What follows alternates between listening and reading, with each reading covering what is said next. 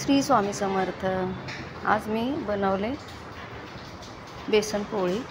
तर इथं मी 4 चम्मच बेसन घेतलं। घरचीच डाळ होती, चणा डाळ, ती दळून आणली होती मी 1 किलो।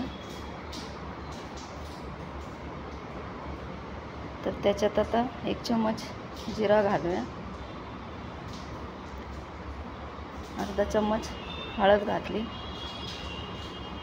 अर्धा चम्मच धना पावडर आणि अर्धा चम्मच गरम मसाला, एवढंच घातलं। आणि कांदा लसूण मसाला, चवीपुरतं मीठ घातलं।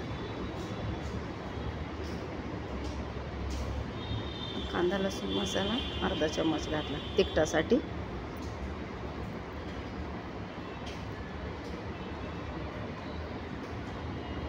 आता हे साईडला ठेवून कोथिंबीर बारीक चिरून घेतली, धुवून घेतली होती ती।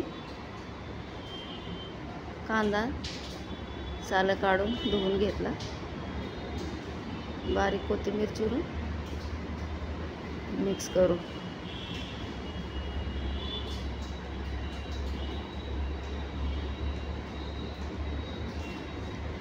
तर आपल्याकडे भाजीला काय नाही, पटकन काय करावं म्हटलं तर सोपी रेसिपी आहे, 5-10 मिनिटात बनवून जाते। भाकरीसोबत खूप छान लागते, अशीही खाऊ शकता, भाकरी चपाती त्याच्याबरोबर मस्त लागते। तर इथं 1 मोठा कांदा बारीक चिरून घेतला। आता मिक्स करून थोडं थोडं पाणी घालून बॅटर तयार करू।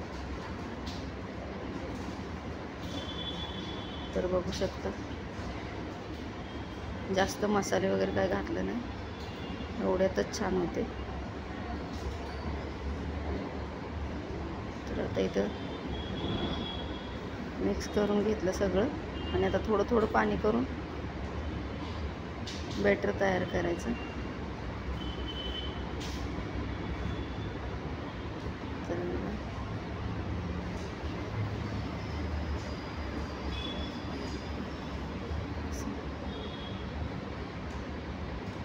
तर एकीकडे तवा गरम करायला ठेवला,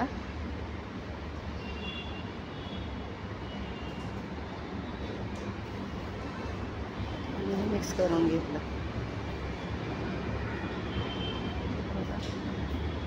अजून थोडं घट्ट आहे, तर आता हे बरोबर झालंय मिश्रण। आता तवा गरम झाला, त्याच्यात तेल घालू 1 चम्मच।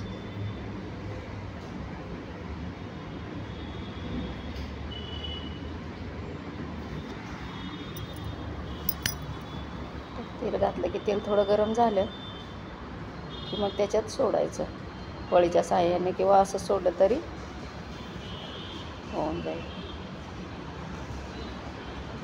तर सगळीकडे तेल पसरवून घेतलं। आता आपलं तेल गरम झालं,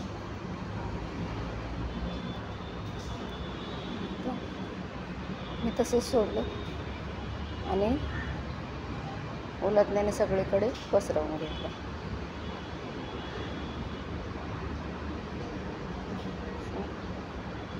आता हे साईडला एवढं तेल दिसतंय, नंतर थोडंही दिसणार नाही, सर्व सुकून जाईल त्याच्यामध्ये। छान असं आपली बेसनची पोळी तयार झाली। त्याला हिंदीमध्ये चिला म्हणतात, बेसन चिला।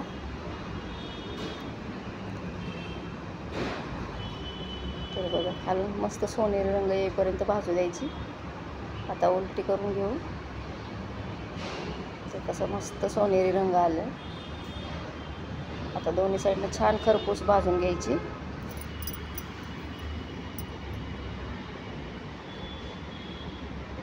उलटी करून दाखवते, कारण वरून जरी सोनेरी रंग दिसला तरी आतून कच्ची राहते, त्यामुळे चांगली भाजून घेतली की छान चव लागते। तर बघा, तयार झाली आपली बेसनची पोळी। इथं भाकरीबरोबर मुलांना खाण्यासाठी दिली। धन्यवाद।